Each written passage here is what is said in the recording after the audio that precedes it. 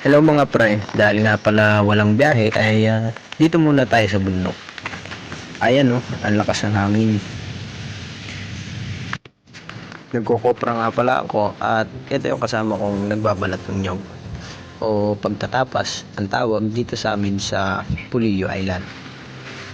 Yung mga naba ko ditong niyog ay isa-isa ko nang itinataob habang hindi pa naulan.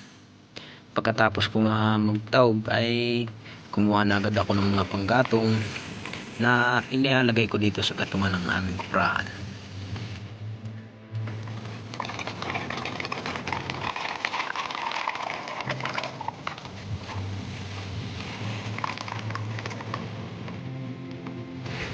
At ito nga, at malakas na nga po gagatungan ko na lamang ito ng 3 hanggang 5 oras para maluto itong mga kopra.